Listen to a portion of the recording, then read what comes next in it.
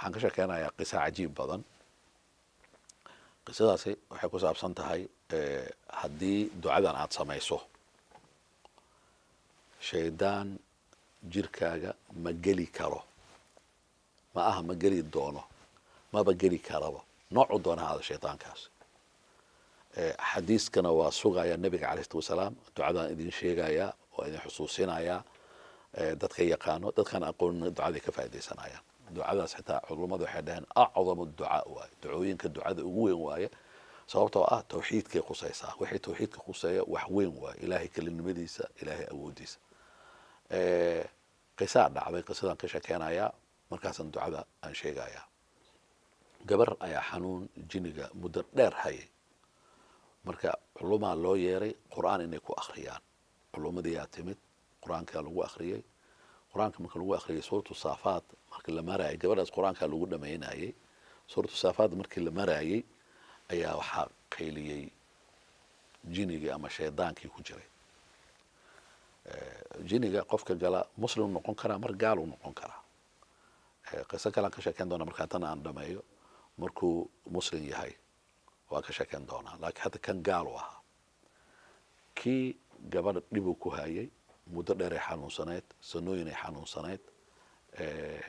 wuxuuna galaa shaydaanka dadka ducafada ah. haddaad tahay qof iimaankiisu adagaya, meel uu kaa soo gala malaha. xadiiskan waxaan ula jeedaa qisadana daliil u ah, iyo xadiiska nabiga calayhi salatu wasalaam. ninkii sheekhii iyo ardadiisa qur-aanka markay gaareen suuratu saafaad, markay gaareen markaasuu hadlay. marka wuxuu dhahay waa gubanayaa, waa uu baryootoomay, waa ka soo baxayaa uu dhahay. laakiin sheekhiyuu la hadlay, wuxuu dhahay sheekhiyow oo ardada hogaaminayo, haddaan ka soo baxo waxaan rabaa inaad ii fasaxdo jirkaaga inaan galo, adaan rabaa inaan kusoo galo. marka sheekhi wuxuu dhahay waa kuu fasaxayaa jirkeyga inaad soo gasho, laakiin ballanqaad samee, annagana waa ducaynaynaa, mar dambe gabadhaas jirkeeda inaan kusoo laaban. shaydaankii jinigii ballanqaad uu sameeyey, wuxuu dhahay mar dambe kuma soo laabanayo. gabadha oo taahi jirtay, oo oon jirtay, oo qaylin jirtay, maxaa dhacday? mar alle markuu ka soo baxay way nafastay. qoyska meesha joogay, culummada joogtay, waa la wada farxay. gabadha hurdo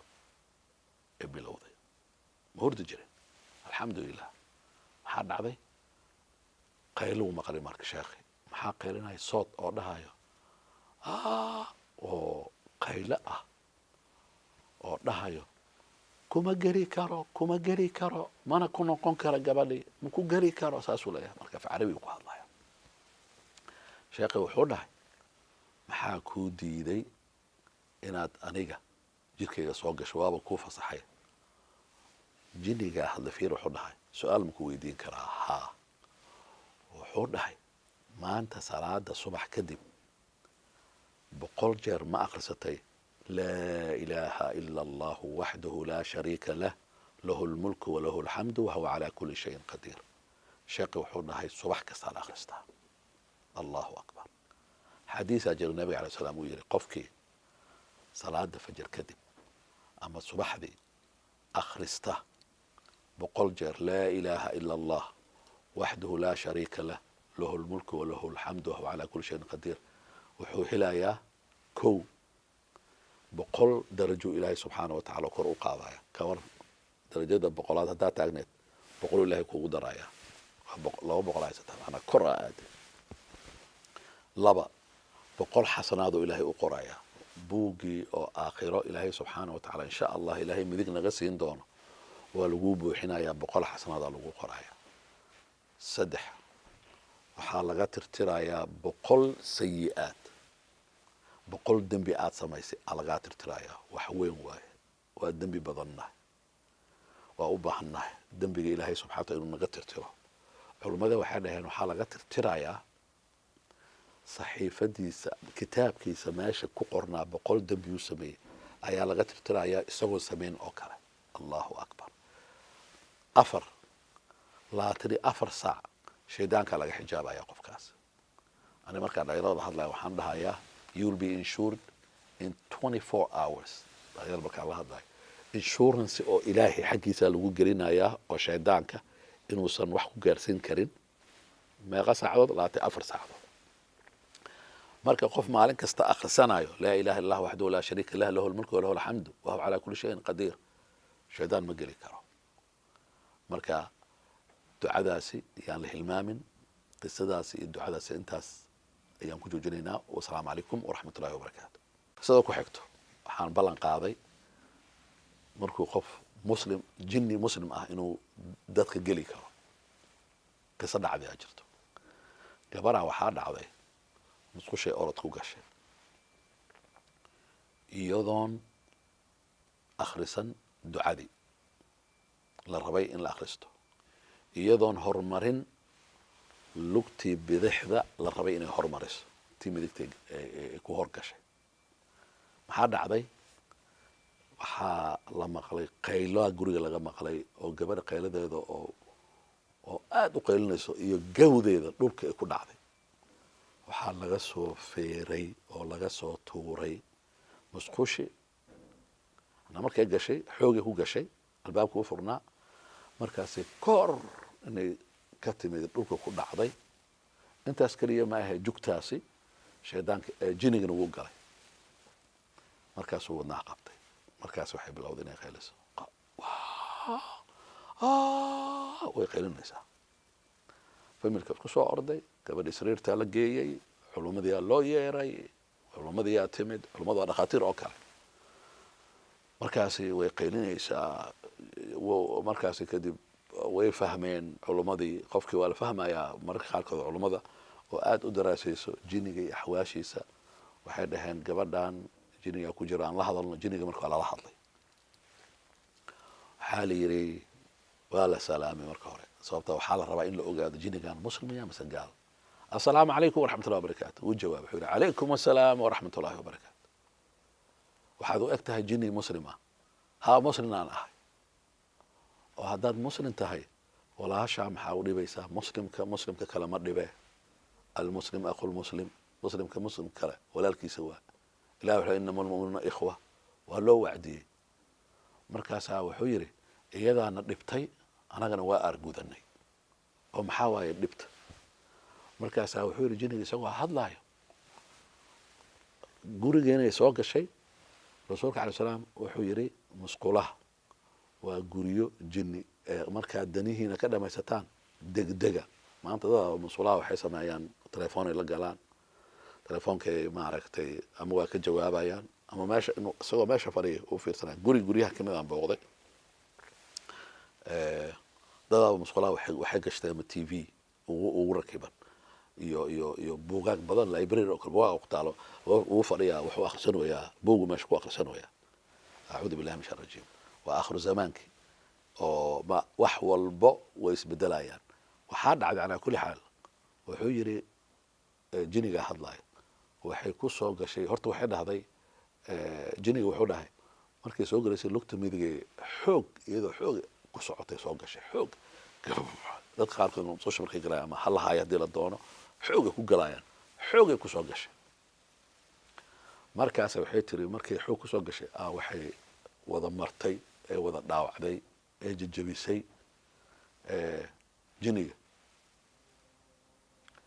jinigii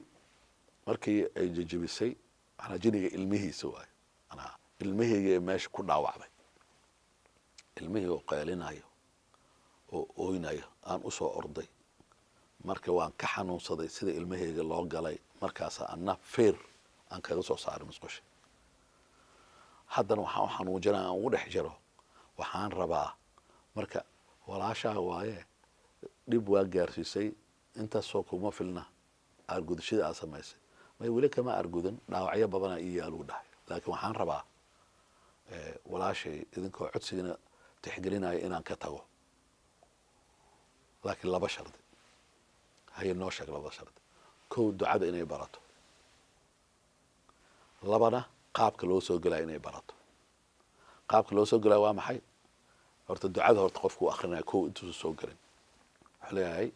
wax walba oo wuxuu leeyahay allahuma inii acuudu bika min alkhubthi walkhabaa'ith allahuma ilaahu inii aniga acuudu waxaan kaa magan galayaa acuudu bika ilahu waxaan kaa magan galayaa min alkhubthi waa shaydaanka oo ragga ah waalkhabaa'ith shaydaanka oo dhediga ah labadiba waayo sababtoo labada meesha ku dhex nool yihiin allahuma inni acuudu bika marka qofka shaydaanka uu magan galayo culammada qaar waxay yidhaahdeen wuxuu ka magan galayaa nooc kastaoo dhibkooda ah waxaa ka mid ah haddii ducada aadan akhrisan xitaa shaydaanka wuxuu ku ciyaaraa kaadidii qofaa wuxuu dhahay maalin wax igu soo faninayaan arkayaan dareemaya ma akhrista ducadayaa la yidhi wuxuu yidhi ma akhrisan shaydaanka kaadida ku ciyaarayo kaadidii oo qofka uu kaadinayo marka markii qofka ducada u akhristo 3 shay aa dhacayo dadka inay fahmaan waay ducadan fadliga ay leedahay allahuma innii acuudu bika min alkhubthi waalkhabaa'ith 3 arrin aad dhacayso oo waaweyn kow ducada markaa akhrisato warninga waxaa la siinayaa jiniga meesha ku jiro oo dhan waxaa laleeyahay mu'min muslima soo socdo dareera meesha ka taga waa kow 2 iyaga indhahoodoo dhan la wada daboolaya markaa soo gasho ilan coradooda fiiraysaa ma arkayaan coradaada ducada darteeda waa 2 sooma kan koowaad waa warning waa digniin la siinayo inuu soo socdo qof muslima ta labaad indhaha in la daboolo midda saddexaad dhib inaysan ku gaarsiin karin ama ku najaasayn karin waxba aysan kugu samayn karin saddexdaas faa'iida helaysaa ducada hadda akhriso ha ilaabin musqusha markaa gelaysa dheh allahuma innii acuudu bika min alkhubthi waalkhabaa'ith markaa dhahda kadib lugta bidix horumari kadib dhib ma arkayso insha allah wasalaamu calaykum waraxmat ullahi wabarakaatu qalbiga waxaa la yidhaahdaa waa meesha laga xukumo jirka oo dhan rasuulka markuu ka hadlaya taqwadana wa ashaara ilaa sadrihi 3 maraat 3 jeer uu tilmaamay wuxuu dhaha attaqwa haahuna attaqwa haahuna attaqwa haahuna halkan waa qofka halka meesha uu ka cabsado oo ilaahay subxaana wa tacaala ciqaabtiisa uu kaga cabsado oo ilaahay subxaana wa tacaala si ikhlaasa uu caabudo nin la tuhmaayo sheekh cabdiraxmaan almaliki yaa la dhihi jiray culummada oo quluubtooda ayibka ah ilaahay quluubtooda ayib ha ka dhigo quluub ayib waxaa la dhahaa quluubta oo nadiifka ah qur-aanka wuxuu leeyahay maaragtay ilaahay subxaana wa tacaala yowma laa yanfac aakhire marka la joogo wax kuu tiraa ma laha maal iyo caruur ilaa man ata allaha biqalbin saliim ilaa qof la yimaado qalbi saliim ah waxay leeyihin culummada qalbi saliima waxaa lagu fasiray qalbi saliim ka ah ama ka badbaaday shirki qalbi ka badbaaday munaafiqnimo dadka laba wajiilaha ah qalbigay ka jiran yihiin intana wejigii ku jooga xaggana weji kale ku jooga qalbi ka badbaaday xasad iyo maseer walaalka oo muslim ah wuxuu ilaahay siiyey oo aad ka maseerto qalbi ka badbaaday xiqdi iyo naceeb qof muslim ah laa ilaha illa kula dhahayo inaad nacdo inaad karahsato bikaabas oo sabab darteeda waxay doonta aad sababtaas marka qalbiga waxaas qurunka ka buuxo ilaahay subxaana wa tacaala ma jecla aakhirana ma aha qalbiga badbaadayo yowma laa yanfac maalun walaa banuun ilaa man ata allah biqalbin saliim maalintaasi qof badbaadaya ma lahan maal haddaad adduunka ku lahayd caruur badan haddaad adduunka ku lahayd qabiil weyn haddii aad ka dhalatay madax haddaad ahayd darajooyin haddaad lahayd shahaadooyin haddaa haysatay intaba wax kuu tiraaya ma laha ilaa man ata allaha biqalbin saliim ninkan sheekhan qalbigiisa wuxuu aad ugu dadaali jiray isaga ardadiisa waxa la yidhaahdo tathiir alqalb dikri badan wardi badan qur'aan akhris badan sadaqo badan maxamanayaan dad ma isku dirdirayaan dad macaynayaan dad maxasdayaan sifaadkaasaa lagu yaqaana ninkaas nadiifka ah marka maray aadeen xajka iyagoo usii socda masaajid ay ku hakadeen waagii hore xajka safar waxaa la aadi jiray oo ah maaragtay xoolaha lagu safri jiray geel ayaa lagu safri jiray kadib waxay ku laabteen calaa kulli xaal meelay ku leexdeen waqti masaajid inay ku nastaan masaajidka markay galeen ay ku nasteen waa la hurday sheekh yaariye wuxuu ku arkay nin sheekha u soo socdo sheekhana wuu fadhiyaa wuxuu u keenay saxan daboolan sheekhii markuu u keenay saxanka daboolan ninkii marka saxankii daboolka ka qaaday ninkii ka qaadayo sheekhii wuxuu dhahay waa khinziir oo madaxiisa meesha uu ku jiray khinziir madaxiisa meesha saaran acuudu billah min shari jin uu dhahay marka sheekhi horuu ka soo kacay markuu soo kacay waa la soo weyse qaatay salaadii la isku diyaariyey ardadii wuxuu dhahay riyaa rabana idin sheego aan arkay marka wuxuu dhahay riyayaa badan aan arkay maxaa waaye waxaan arkuu dhahay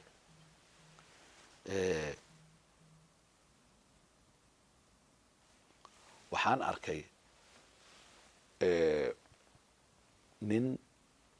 oo saxan daboolan wata oo aniga ugu soo socdo markuu ii yimidna saxankii daboolnaa uu furay markuu furayna saxankii daboolnaa saxanka waxaa saaran khanziir madaxiisa go-an ama doofaar markaasaan diday aan dhahay iga jooji waa soo kacay marka waxay dhaheen maxaad ku fasiraysaa isagoon weli tafsiirin ayaa albaabka ninka soo galay saxankii kaluu wadaa soo usoo socday aawi martidii ugu dhahay waa kuwaana la yiri martidii sheekhi aawi sheekhi u yimid markaasuu dhahay sheekhow saxankii u furay marka daboolku ka qaaday waa timir badan sheekho wax ka qaada timirtaan martidii idinkaan idinku ugu talagalay sheekhu wuxuu dhahay maya waa mahadsan tahay u dhahay markaas kadib ardadii kii ku xigay sheekhu ula tegay hadda arday sheekhoodii maya dhahday inay qaataan marka loo fiiriyo dhinaca akhlaaqiyaadka oo culammada iyo ardadooda xoogaa waxay noqonaysaa waxaan sax ahayn ardayga ku wuxuu dhahay maya kan labaad maya kan saddexaad maya wuu wareejiyey dhammaantood waxay dhaheen maya markaasi kadib ayaa sheekha wuxuu dhahay wuu baxay ninkii waa baxay waa tegey markuu tegey dad kalaa meesha joogaan oo xaafadda ah sheekhiyaa wuxuu yidhi ninkaan soo galay oo timirta rabay inuuna siiyo aan ka cudur daaranay ma la yaqaanaa markaasa waxay dhaheen ninaa wuxuu dhahay haa waa la yaqaanaa ninka waa nin caan ah markaasaa wuxuu yidhi maxaad ku taqaanaan wuxuu yidhi ninkii xaafadda aan isla degannahay uu dhahay ninkan aabbihiisaa wuxuu ka dhintay u dhahay beer weyn oo timir ah wuxuu dhahay markaan dhinto beertaan weyn waa waqaf waxaa la lahaa wixii muslimiinta dhan uu ka dhexeeyo haddii dad gooni loogu talagalayn dadkaas baan dad kale ma isticmaali karaan wuxuu dhahay waxaan u waqafay beertan in laga quudiyo oo wax laga siiyo fuqarada masaakiinta iyo al aytaam iyo agoonta oo keliya dardaarankaasi dadka dhan way ogaadeen laakiin markii aabbihii la aasay kadib ninkan wuxuu dhahay anaaba leh uu dhahay wuu la wareegay wuxuu ka dhigtay business uu leeyahay oo uu ka soo gurto oo dadku ka gado marka waa idin jeeday ninkii aan dhahay markaad adiga ugu horeeyey kadibna dadka kale ay diideen ardadaadii oo kula socotay waa idin jeeday u dhahay marka waxaan la yaaba u dhahay suu ilaahay idiin waafajiyey inaad diidaan waxaas xaaraanta ah halkan qisada marka waxaa laga qaadayaa sheekh cabdiraxmaan wuxuu dhahay ma ahayn qisadii marka tafsiirkii hadda u fasiraya khanziir ma ahayn ama doofaar ma ahayn madaxiisa oo keliya waxa meesha ku jiray ee waxay ahayd qofka waxaan wato inay doofaarkaas uu xaaraam u yahay waxaasna inay xaaraam u yihiin marka ilaahay subxaana wa tacaala sheekha dhowrsanaantiisa iyo qalbi ficnaantiisa iyo culamanimadiisa isaga iyo ardadii ilaahay wuxuu ka badbaadiyey xaaraamta culummada qisadan markay akrinayaan waxay ka qaataan darsi weyn oo ah haddii ilaahay subxaana wa tacaala dartiisa qalbigaaga aada u nadiifiso naftaada aada u taskiyeyso ilaahay subxaana wa tacaala wuxuu kaa ilaalinayaa adiga iyo caruurtaada xaaraan oo dhan inay gurigiina soo gasho ama idin soo dhawaato wasalaamu calaykum waraxmat ullaahi wabarakaatu waxaa london isbitaal ku yaalo waxaa ka shaqayn jiray nin sheekh maxamed la dhihi jiray tabliiqi ayuu ahaa dadka socda oo wax faafiya laakiin wuxuu ku shaqaysan jiray tarjumaan luqadda englishkana ku fiicnaa luqadda carabigana ku fiicnaa ninkaasi oo luqadda carabigana ku fiicnaa wuxuu u tarjumi jiray isbitaalkaas wuxuu ahaa isbitaal takhasuskiisa uu yahay alwilaada dhalmada marka dadka ay ku adag tahay inay ilmo dhalaan isbitaalkaas ay tegi jireen khaliijka iyo wadamada carabta dadka maalqabeenta ay ka imaan jireen kadib sheekhan waa u tarjumi jiray marka dhakhtarka asiga oo tarjumaanka u samayn jiray khaasatan dhakhtar waxaa jirta oo baaris sameeyo baaristaas kadib wuxuu sheegayaa result oo ah natiijo qofkan uu dhali karaa iyo ma dhali karo walow xitaa muddo ha ahaato marka dadka natiijada markay qaataan qaarna way farxi jireen waa dhali kartaa marka la yirahdo laakiin waxaas inaad samayso waaye hadday dawo jirto haddii operation lagu sameynaya waxaas ay samayn jireen dhakhaatiirta marka maalin maalmaha ka mid ah sheekh maxamed wuxuu dhahay niyahu anigii xaaskayga nabaar maxaa dhacay 10 sano ka badan aan ku wada noolayn wax xanuun iskuma arag laakiin wax ilmo ilaa hadda ma hayno wuu fuxuus طبي u sameeyey macnaha baaris oo markaas uu baarayo dhiigoodii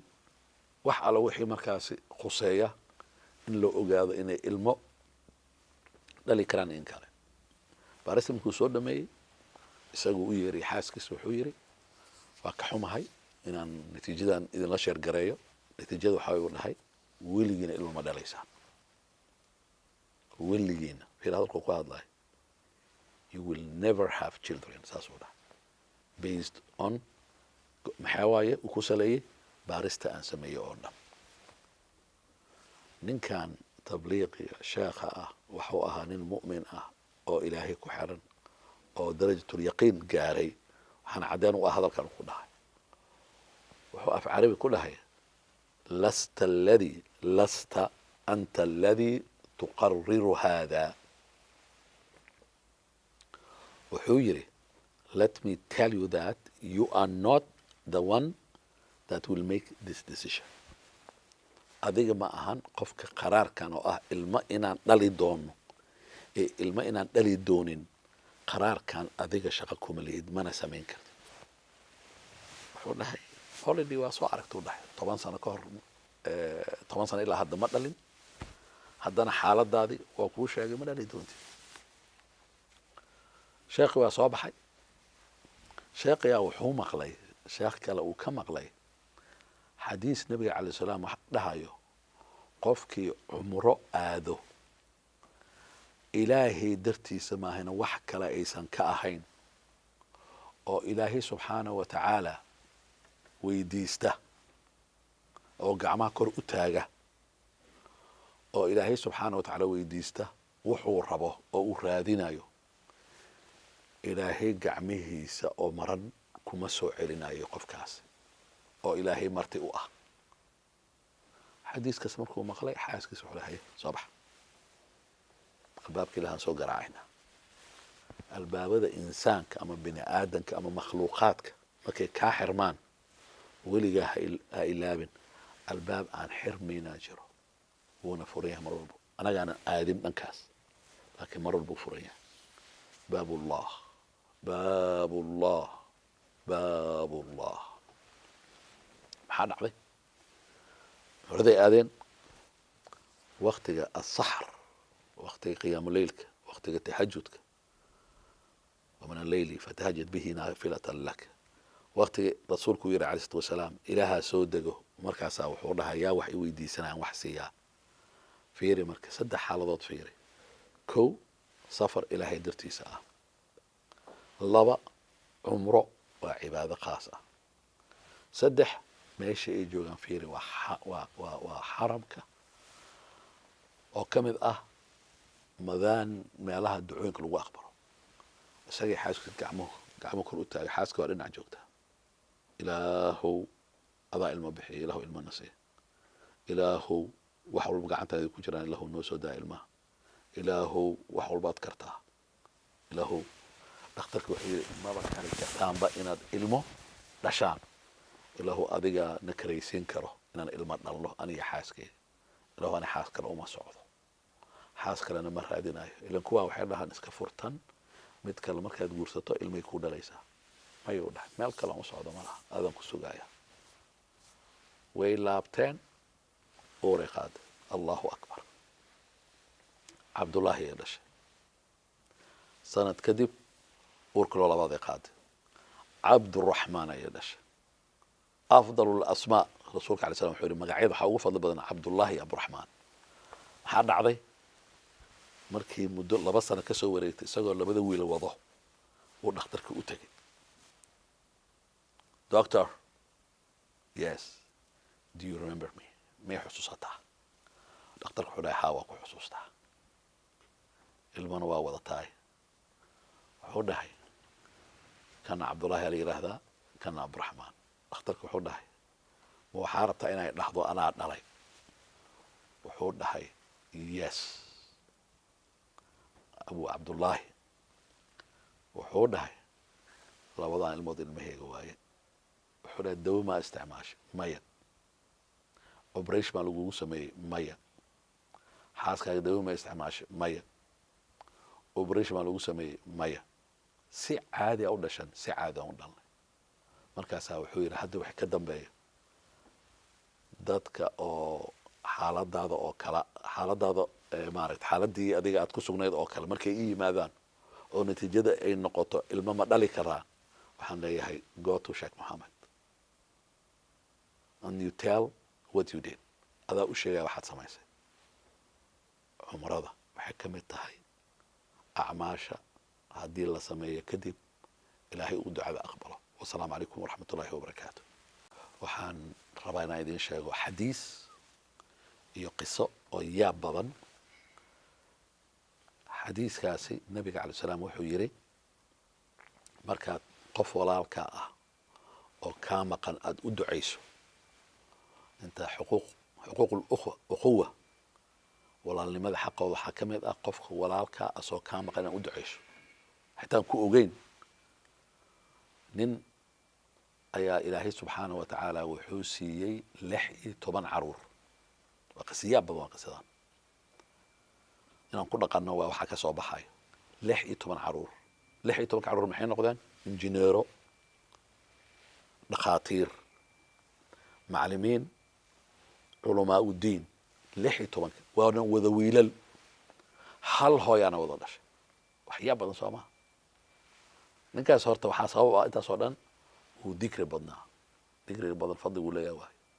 يا أيها الذين آمنوا اذكروا الله ذكرا كثيرا وسبحوه بكرة وأصيلا صباح قلب عرب كاغ ذكرها كجوجا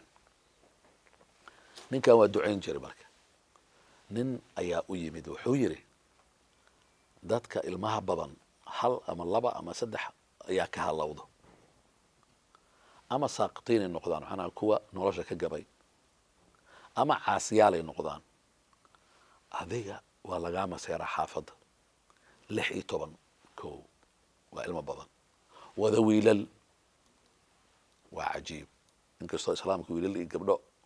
ilaahay subxaana wa tacaala uusan kala jeclayn saas dadkana u ogaadaan waay wuxuu dhahay marka 3 kulligooda professionalist iyo dad cilmi leh noqdeen 4 waa wada baariyaal aday ku khidmeeyaan allahu akbar ilaahu ilmahayna baariyaalkani waxaan see ku gaartay fiiri marka jawaabtuu bixiyey fiiri jawaabtaas rabna inaan ku dhaqanno maanta wuxuu dhahay inta aan noolaa cumrigeyga waa soo gabagabayna qisada inta aan noolaa cumrigeyga weligay ilmahayga uma ducaynin uu dhahay ninkaas si fiican u dhegeysta weligay ilmahayga uma ducaynin maxaa ula jeedaa wuxuu dhahay intaan noolaa cumrigeyga hal ducaan ku ducayn jiray maxaa waaye ilaahow ilmaha muslimiinta iyo dhalinyarada muslimiinta ilaahow badbaadi ilmaha muslimiinta fiir wuxuu dhahay iyo dhalinyarada muslimiinta meel kastoo ay joogaan ilaahow badbaadi ilaahow garab u noqo ilaahow xifdi ilaahow diintooda qawi ka dhig ilaahow shaydaanka ka qabo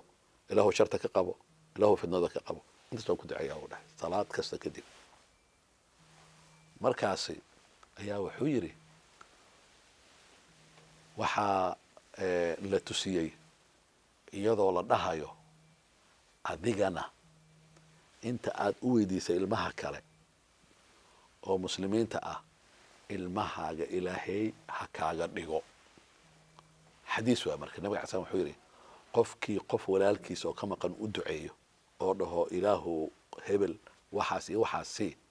malaa'igtaa u jawaabto waxay leedahay ilaahu qofkan intaas in lamid ah sii wax weyn sooma ilaa culummada ay dhaheen ma rabtaa inaan wax ilaahay u ku siiyo qof dheh waxaa dhahdaa ilaahu cali iyo deeq darajo ilaahu jannaatulfirdows ilaahu geli oo daris kaga yeel nabiga calayhi salaatu wasalaam malaa'igtu waxay leedahay ilaahow sheekh xasan jannada geli darisna waxaad kaga dhigtaa rasuulka calayhi salaatu wasalaam waa malaa'igta dhehaysa malaa'igtana ducadooda lama soo celiyo marka ninkan nin caqli badan oo ahaa ilmihii muslimiinta iyo dhalinyaradii u duceeyey malaa'igtan waxay u duceysay ilmihiisii wuxuu rabo ilmihiisa ka helay wasalaamu calaykum waraxmat ullahi wabarakaatu